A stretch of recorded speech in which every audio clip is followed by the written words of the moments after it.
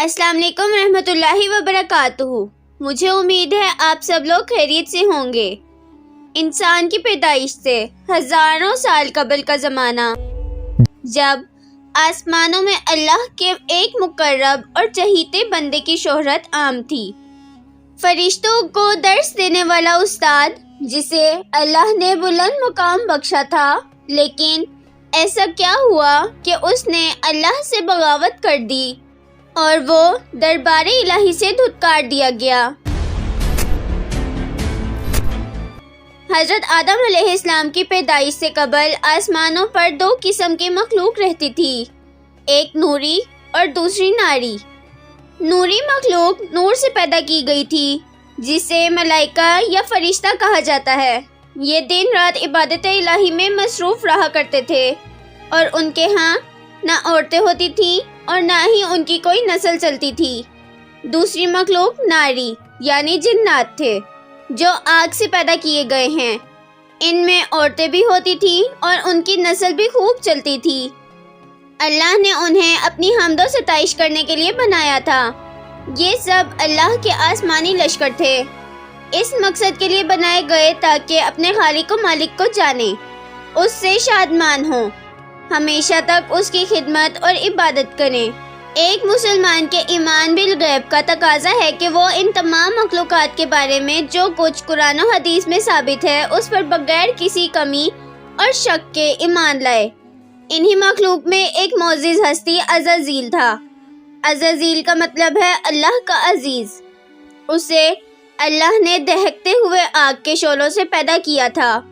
حضرت آدم علیہ السلام کی پیدائش سے 144,000 سال پہلے سموم جنات کی پیدائش ہوئی۔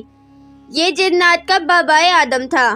سموم جن کو زمین پر بھیج دیا گیا، جہاں 300 سال گزرنے کے بعد زمین پر اسے اپنی نسل کی جن مخالف ملی، جس سے اس نے شادی کر لی۔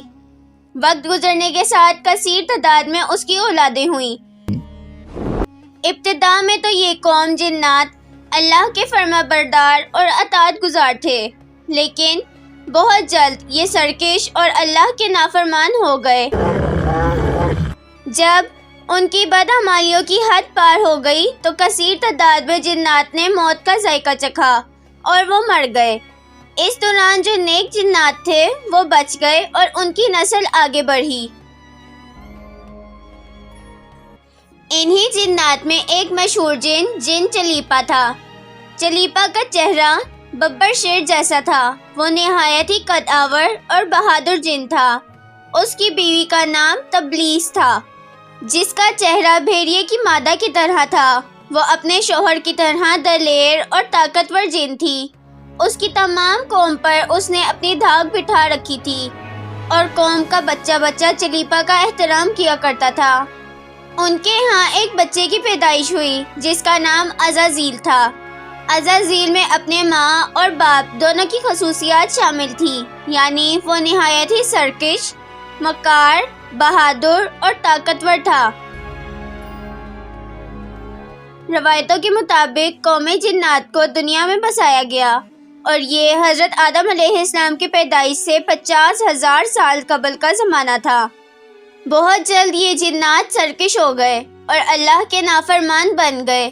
جب جھگڑے اور فساد سے زمین لرزا اٹھی تو آسمان سے فرشتوں کو حکم دیا گیا کہ جاؤ اور ان سرکش جنات کو مار پھینکو۔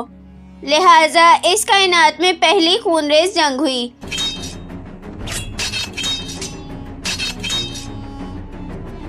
جس میں عزازیل کے ماں باپ یعنی چلیپا اور تبلیس نے بہت بہادری سے جنگ کی، لیکن فرشتے ان پر غالب آ گئے۔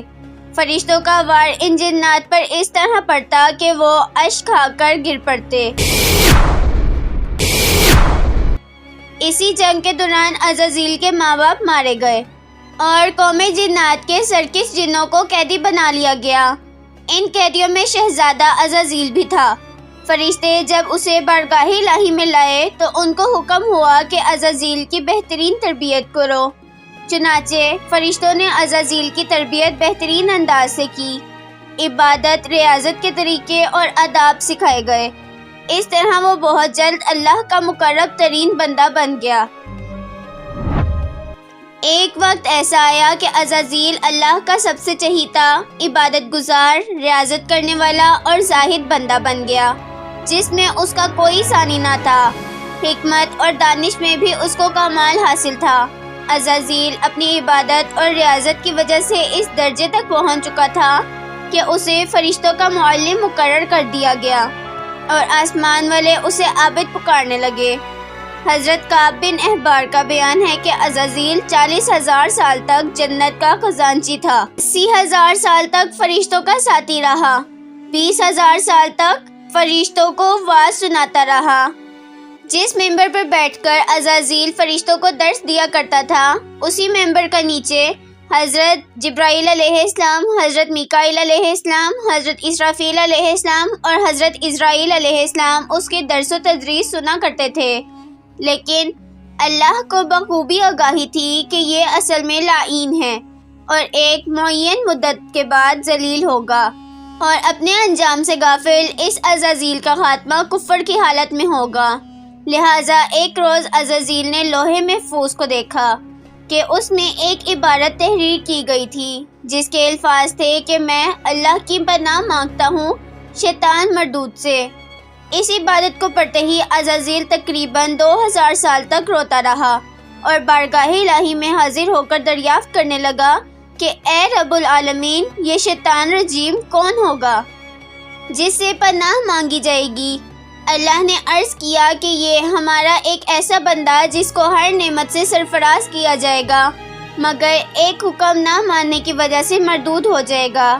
عزازیل نے خواہش کی کہ میں اس ملعون کو دیکھنا چاہتا ہوں، جس پر اللہ کی جانب سے حکم دیا گیا کہ جلد ہی تو اسے دیکھے گا۔ عزازیل ہر لمحے اس سوچ میں غمگین رہتا کہ آخر وہ ملعون کون ہوگا جو اللہ کا حکم نہ ماننے کی جرت کرے گا۔ اس خوف سے وہ مزید عبادت اور توبہ میں مصروف رہنے لگا، یہاں تک کہ ہزاروں سال بیت گئے۔ جب ایک روز عزازیل کو معلوم ہوا کہ اللہ تعالیٰ ایک نئی مخلوق پیدا فرما رہے ہیں جس کے لیے دنیا کے ہر کونے سے مٹی لائی گئی ہے، اللہ تعالیٰ نے حضرت آدم علیہ السلام کے پتلے کو اپنے دستے قدرت سے پیدا فرمایا اور یہ بغیر روح کے 40 سال تک اسی حالت میں پڑا رہا۔ فرشتے جب اس کے پاس سے گزرتے تو گھبرا جاتے۔ ان میں سب سے زیادہ گھبرانے والا ابلیس یعنی عزازیل تھا۔ یہ اس کے پاس سے گزرتا تو اسے مارتا، جس کی وجہ سے اس جسم سے ایسی آواز نکلتی جیسے کھنکھناتی مٹی کی ٹھیکری سے نکلتی ہے۔ اور پھر وہ دن بھی آ گیا جب اللہ تعالیٰ نے فرشتوں سے فرمایا کہ میں زمین پر اپنا ایک نائب بنانے لگا ہوں، وہ زمین پر میرے احکام کو نافذ کروائے گا۔ فرشتوں نے عرض کیا، اے پاک پروردگار، یہ زمین پر فساد برپا کریں گے اور یہ آپس میں خون ریزی کریں گے، جبکہ ہم تو دن رات آپ کی تسبیح کرتے رہتے ہیں اور آپ کی پاکی بیان کرتے رہتے ہیں۔ اللہ نے فرمایا، جو کچھ میں جانتا ہوں وہ تم نہیں جانتے۔ پھر اللہ نے حضرت آدم علیہ السلام کو تمام چیزوں کے نام سکھا دیے اور انہیں فرشتوں کے سامنے پیش کرتے ہوئے فرمایا، اگر تم سچے ہو تو مجھے ان سب چیزوں کے نام بتاؤ۔ انہوں نے کہا کہ تو پاک ہے، ہم اتنا ہی جانتے ہیں جتنا تو نے ہمیں بتایا ہے، بے شک تو بڑے علم و حکمت والا ہے۔ پھر اللہ نے فرمایا، اے آدم، ان چیزوں کے نام بتا دو۔ پھر حضرت آدم علیہ السلام نے ان تمام چیزوں کے نام بتا دیے۔ تو اللہ نے فرمایا، کیا میں نے تمہیں نہیں کہا تھا کہ میں آسمانوں اور زمینوں کی چھپی ہوئی چیزیں جانتا ہوں، اور جو تم ظاہر کرتے ہو اور جو تم چھپاتے ہو؟ پھر فرشتوں کو حکم دیا گیا کہ آدم کو سجدہ کرو۔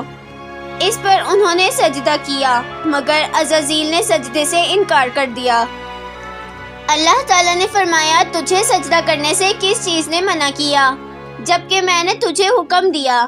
تو وہ کہنے لگا کہ میں اس سے بہتر ہوں کہ تو نے مجھے آگ سے بنایا اور اسے مٹی سے بنایا ہے۔ میں ایسا نہیں کہ اس انسان کو سجدہ کروں جسے تو نے سڑے ہوئے کھنکھناتے ہوئے گارے سے بنایا ہے۔ اللہ نے فرمایا، اب تو یہاں سے نکل جا، کیونکہ تو مردود ہو چکا ہے اور قیامت تک تجھ پر میری پھٹکار ہے۔ عزازیل نے کہا کہ اے میرے پروردگار، مجھے روز محشر تک کی مہلت دے دے۔